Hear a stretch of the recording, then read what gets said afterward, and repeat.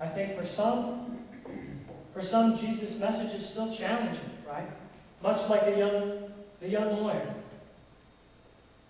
Jesus looked at him and said, I followed all the commandments. I fulfilled all of the law and the words of the prophet, right? From my youth. Jesus looked, right?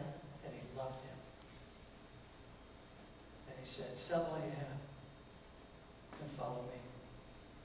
Stumbling block or reprieve? Stumbling block. I think in many ways our perspective, how do we see that block? How do we see it today? How does our perspective of Jesus, right, change for us? Stumbling block, struggle, to strength. A place of reprieve, a foundation to build upon. I'll leave you this evening with a story that Les shared with us this past weekend on my Cursillo experience. And Les, if you'll allow me to fill in some of the pieces, you told us about a pastor that you served with in Hawaii.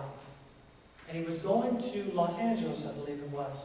And you told him he had to go see a statue. What was the statue? Forest Lawn Cemetery, the statue of Thor Wilson's Christ. Yeah.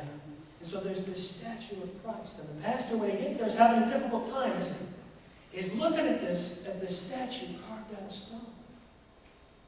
And he's walking around it and looking at it. Finally, he goes up to the security person, somebody who's there, and says, I can't see the face of Christ. No matter how I look at it, I can't see his eyes. I can't see his face. The security guard looks at him and says, the way it was carved, the way it was designed, you have to get down on your knees. Change of perspective, right? Ought we not come before Christ on our knees? If we're going to come to the stumbling block that has been set before in Zion for us, ought we not come to it carefully? Recognizing the gift, the grace that God's put in front of us? Or do we yet today depend on ourselves, right? Just like Israel, we depend on ourselves and our own soles of our shoes, and we find ourselves tripping again over the stone that's been placed in front of us. Perspective. How do we open our hearts to recognize the stone that often causes us to stumble? The stone which we think looks like this is actually a gift that's been placed there for us. And in fact is not a stumbling block, a place of reprieve. I invite you to take the next few minutes to stop and reflect. And maybe think about those questions that I had on the table. How is Jesus a stumbling block still for us today, for me today?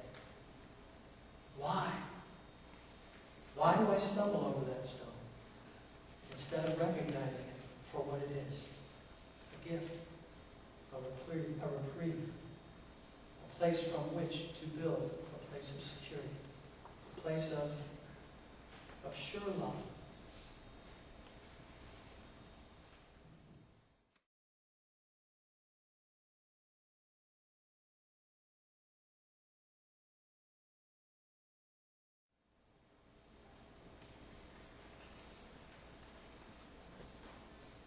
My friends, 2,000 years have passed, and yet still we find ourselves stumbling over Jesus. On the one hand, I find that amazing. On the other, I find it appropriate because we still find his message controversial. We still find his call to discipleship too challenging.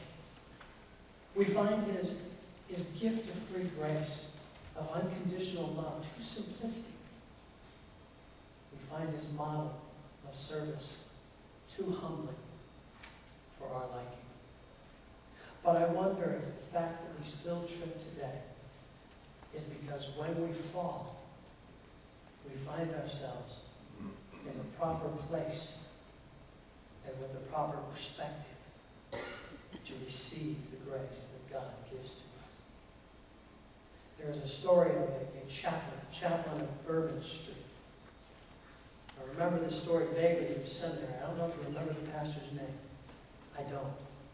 But he served the New Orleans community, and I think that's appropriate, especially tonight, as we had a wonderful dinner to support our youth who were going to New Orleans. And this chaplain of Bourbon Street, as he was known, would walk the streets, right, of the French Quarter. And he would minister, he would preach to the prostitutes who frequented that area. And when he was asked about his ministry and what he would do there, he said, I find it much easier to preach and to share God's grace and God's message with these prostitutes. Because they're open to it. They have the right perspective. You see, they know they're sinners in need of new life. They know they're in need of hope. And when they hear the message, they recognize it.